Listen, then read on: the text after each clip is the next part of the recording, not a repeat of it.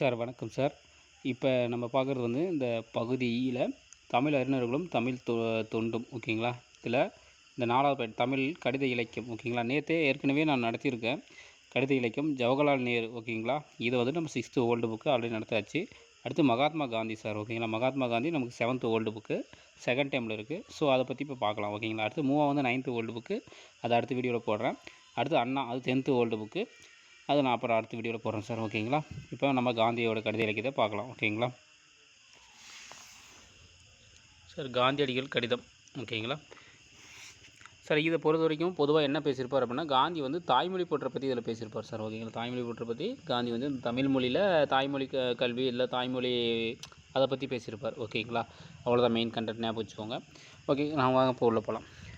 இப்போ அவர் குஜராத்தில் அக்டோபர் 2, 1917 இந்த கடிதம் எழுதியிருக்கார் சார் ஓகேங்களா? அப்போ காந்தி வந்து எந்த வருஷம் இந்த கடிதம் எழுதினாருன்னு கேட்கலாம் ஓகேங்களா? ஃபஸ்ட்டு கொஷினாக கேட்கணும்னா இந்த மேலே இருக்கிற டைட்டிலே கேட்டுடலாம். அக்டோபர் 2, 1917 அவர் எழுதியிருக்காரு குஜராத்தில் ஓகேங்களா?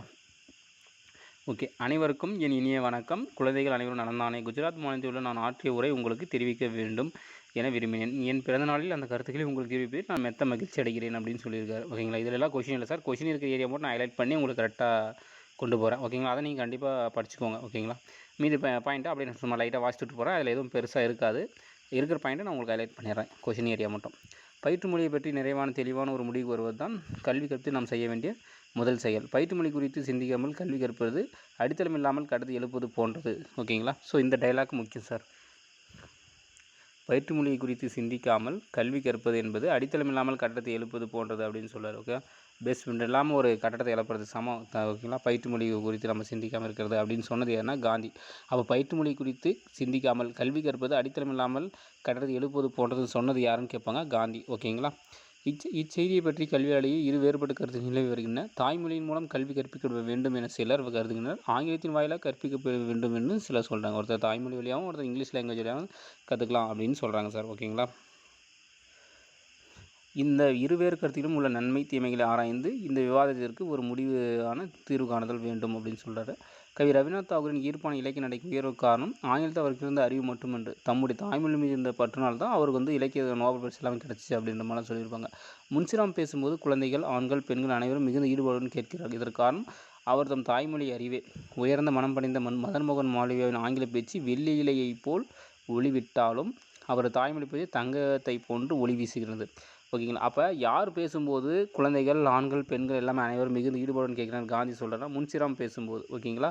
கடித இலக்கியம் லைன் பை லைன் கொஷின் கேட்குவாங்க. அந்த எந்த லைன் கொஷின் கேட்பாங்கன்றதே நான் உங்களுக்கு கரெக்டாக சொல்லிடுறேன் புரியுதுங்களா? அப்போ முன்சிராம் பேசும்போது தான் குழந்தைகள் ஆண்கள் பெண்கள் அனைவரும் மிகுந்த ஈடுபாடுன்னு கேட்குறாங்க ஓகேங்களா? அடுத்தது மதன் மோகன் மாளவியாவின் பேச்சு எப்படிக்குது அப்படின்னு சொல்கிறாருன்னா ஆங்கில பேச்சு எப்படிக்குது வெள்ளியிலை போல் ஒளிவிட்டாலும் அவர் தாய்மொழி பேச்சு தங்கத்தை போன்றது அப்படின்னு சொன்னது யாருன்னா காந்தி. அப்போ யாருடைய பேச்சு வந்து வெள்ளியிலை போல் ஒளி இருக்குது, தாய்மொழி பேச்சு தங்கத்தை போன்று இருக்குது யாருடைய பேச்சு அப்படின்னு கேட்டோம்னா மதன் மோகன் மாளவியாவோட பேச்சு ஓகேங்களா? இப்படியும் கேட்கலாம். இல்லை யார் சொன்னது இதை வந்து யார் சொன்னதுன்னா காந்தி சொன்னார் ஓகேங்களா? இப்படியும் கேட்கலாம். இல்லைனா இந்த மதன் மோகன் மாளவியாவையும் ஆப்ஷனாக வைக்கலாம் ஓகேங்களா? அப்போ யார் பேசும்போது குழந்தைகள் ஆண்கள் பெண்கள் அனைவரும் மிகுந்த ஈடுபாடுடன் கேட்கிறார்கள் அப்படின்னு என்று காந்தி குறிப்பிடுகிறார் அப்படின்னு கேட்டு முன்சிராம் மதன் மோகன் மாளிகான்னு சொல்லி ஒரு 4 ஆப்ஷன் வச்சுருவாங்க. அப்போ முன்சிராம் அது ஓகேங்களா? இப்படியும் கொஸ்டின் கேட்கலாம் ஓகேங்களா? ஞாபகம் வச்சுக்கோங்க.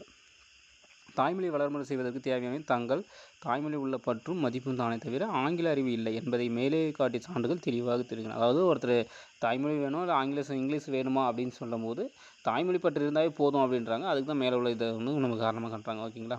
அதாவது காந்தி இதில் என்ன சொல்கிறார், தாய்மொழியை பற்றி தான் பேசியிருப்பார். நான் ஃபஸ்ட்டே சொன்னேன் இல்லைங்களா ஸ்டார்டிங்கில், இதில் தாய்மொழியை பற்றி தான் பேசியிருப்பார். ஒரு மொழியை பயன்படுத்துகிற எண்ணங்கள் அம்மொழியில் இடம்பெற்றுதல் வேண்டும். மொழியின் தன்மை மக்களின் பண்பாட்டை சார்ந்திருப்பது இயற்கையே. மக்கள் அறிவுள்ளவராக இருந்தால் அவர்தம் மொழியும் அவ்வாறே அமையும். வேலை தெரியாத தொழிலாளி தன் கருவின் மீது சீற்றம் கொண்டானம் என ஒரு ஆங்கில பழமொழி உண்டு. அப்போ இந்த டைலாக் சொல்லலாம் சார். வேலை தெரியாத தொழிலாளி தன் கருவின் மீது சீற்றம் கொண்டான என்ற ஆங்கில பழமொழி உண்டு. இது யார் இது பண்ணது, காந்தி குறிப்பிட்டிருக்காரு. இது எந்த கடித இலக்கியத்தில் யார் குறிப்பிட்டிருக்காங்கன்னா காந்தி குறிப்பிட்டிருக்காரு. இது ஹைலைட்டாக வேறு கேட்டிருக்காங்க இல்லையா பிங்க் கலரில், அதனால் இது கண்டிப்பாக கேட்கலாம் வாய்ப்பு இருக்குது. இப்போ வேலை தெரியாத தொழிலாளி தன் கருவி மீது சீற்றம் கொண்டானம் என்பது என்ன பழமொழியா அப்படின்னு கேட்கலாம். ஆங்கில பழமொழி. இது என்னது பழமொழியா இல்லை முதுமொழியா என்னன்னு கேட்கலாம். பழமொழி ஓகேங்களா? இது யார் குறிப்பிட்டு பேசுகிறாங்க, குறிப்பாக காந்தி எடுத்து பேசுகிறாரு ஓகேங்களா? அவ்வளோதான். இதை கொஸ்டினாக கேட்கணுன்னா கேட்பாங்க, சான்சஸ் இருக்குது ஓகேங்களா? அதேமாதிரி மொழி நிறைவு பெற்றதாக இல்லை என குறை சொல்வது இந்த தொழிலாளி போன்றவர்களே தான். குறைபாடு மொழியை பயன்படுத்துவதுடன் தான் இருக்கிறது அன்றி மொழியில் இல்லை ஓகேங்களா? ஜெகதீஷ் சந்திர போஸ், பிசி ராய் முதலிய சாதனைகளை கண்டு நாம் மகிழ்ச்சி அடைகிறோம். ஆனால் தாய்மொழி மூலம் நமக்கு கல்வி அளிக்கப்பட்டிருந்தால் நம்மிடையே பல போஸ்களும் ராய்களும் தோன்றியிருப்பார்கள் அப்படின்னு யார் சொல்கிறது? காந்தி சொல்கிறார். பள்ளிக்கூடம் வீட்டை போல இருத்தல் வேண்டும். வீட்டில் குழந்தைகளுக்கு வீட்டில் தோன்றும் எண்ணங்களும் பள்ளியில் ஏற்படும் எண்ணங்களும் நெருங்கிய தொடர்பு கொண்டு சொன்னது யார்? காந்தி. இது கேட்கலாங்க. பள்ளிக்கூடம் வீட்டை போல இருக்க வேண்டும் அப்படின்னு சொன்னது யார்? காந்தி. அவ்வளோது பள்ளியில் ஏற்பட எண்ணமும் வீட்டில் இருக்கிற ஒரு 2 பேர் 2 திங்கிங்கும் சேமாக இருக்கணும். ஓகேங்களா? வீட்டில் இருக்கும்போது அதே திங்கிங், ஸ்கூலுக்கு போகும்போது அதே திங்கிங் இருக்கணும் அப்படின்னு சொன்னது யாருன்னா காந்தி. அதேமாதிரி பள்ளிக்கூடம் எப்படி இருக்கணும்? வீட்டை மாதிரி சுத்தமாக இருக்கணும் அப்படின்னு சொல்கிறார் காந்தி. அப்போ பள்ளிக்கூடம் வீட்டை போல இருத்தல் வேணும் என குறிப்பிட்டவர் யாருன்னு கேட்கலாம்? காந்தி. ஓகேங்களா? அப்போ குழந்தைகளுக்கு பள்ளியில் தோன்றும் எண்ணங்களும் வீட்டில் தோன்றும் எண்ணங்களும் ஒரே மாதிரி இருக்க வேண்டும் என கூறியவர் யாருன்னு கேட்கலாம்? காந்தி. ஓகேங்களா? யாரோட பேச்சு காந்தி வந்து வெள்ளியிலை போல் ஒளி வெடிச்சது அப்படின்னு சொன்னது, தங்கத்தை போன்றதுன்னு சொன்னது யாருன்னா மதன் மோகன் மாளவியாவின் பேச்சு. ஓகேங்களா? இதெல்லாம் கொஸ்டின் கேட்கலாம் சார் இதெல்லாம். ஓகேங்களா? ஆல்ரெடி கேட்ட கொஸ்டினாக கூட இருக்குது இதெல்லாம். ஓகேங்களா? அதனால தான் உங்களுக்கு நான் அப்படி சொல்கிறேன். அப்போ பள்ளிக்கூடம் வீட்டை போல இருத்தல் வேண்டும் அப்படின்னு சொல்லியிருக்காரு. சிறந்த தொடர்புறுத்தல் வேண்டும். சிறந்த பயன் ஏற்பட வேண்டுமாயின் அத்தகைய தொடர்பு இன்றியமையாதது.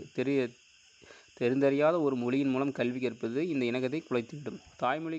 தாய்மொழியை கற்பித்தல் மொழியாக வைத்து கொண்டால் ஆங்கிலத்தில் அறிவை பெறுவது பாதிக்கப்படுமா இல்லையா என்பதை பற்றி சிந்தனை செய்ய வேண்டியது தேவையில்லை என்று நினைக்கிறேன். படித்த இந்தியர் அனைவரும் அயல் மொழியில் தேர்ச்சி பெற்றிருக்கிறேன் என்பதில்லை. இந்த அயல் மொழியிடம் ஒரு பற்றுதலை தோற்றுவிப்பதோ ஊக்கமளிப்பதோ தேவையில்லை எனவும் நான் கருதுகிறேன். நீங்கள் உங்கள் தாய்மொழி அறிவை பெறவும் வாழ்த்தும் அவசியம் அப்படின்னு சொல்லிட்டு காந்தியோட சிக்னேச்சர் போட்டு நமக்கு கொடுத்துருக்காரு மோகன் சங்கரன் வந்து. இவர் இது எங்கே பேசுகிறது? 1917 புரோச்சி நகரில் 2வது கல்வி மாநாட்டில். இது கேட்கலாம் சார். எந்த கல்வி மாநாட்டில் வந்து காந்தி வந்து நமக்கு வந்து இது தாய்மொழி பற்றி பேசியிருக்காருன்னு கேட்குறாங்க. 2வது கல்வி மாநாடு. ஓகேங்களா? இது கேட்குற சான்சஸ் இருக்குது. எந்த கல்வி மாநாடுனா 2வது கல்வி மாநாடு. எப்போ? 1917 அக்டோபர் 2ஆம் தேதி. ஓகேங்களா? அப்போ தான் அவர் அதை பேசியிருக்காரு. சொன்னேன் இல்லைங்களா? 1917 அக்டோபர் 2 2வது கல்வி மாநாட்டில் புரோச் நகரில் நடந்து 2வது குஜராத்தில் புரோச் நடந்து 2வது கல்வி மாநாட்டெலாம் 1917 அக்டோபர் 2 அவர் பேசியிருக்காரு. இவங்களும் உங்களுக்கு ஸ்டார்டிங்லேயே சொன்னேன். இதை டேட்டை கொடுத்துட்டு கேட்கலாம். எப்போ எழுந்த புரோச் நகர்னா 2வது கல்வி மாநாடு. எந்த கல்வி மாநாடு? 2வது கல்வி மாநாட்டில். ஓகேங்களா? இவ்வளோ தான் சார். என்ன பேசியிருக்காரு பொதுவாக புரியுதுங்களா? தாய்மொழியை பற்றி இருக்கணும், தாய்மொழி பற்றி இருக்கணும் அப்படின்னு சொல்லி பேசியிருக்காரு. அவ்வளோதான் சார் காந்தி கடித இலக்கியம். ஓகேங்களா?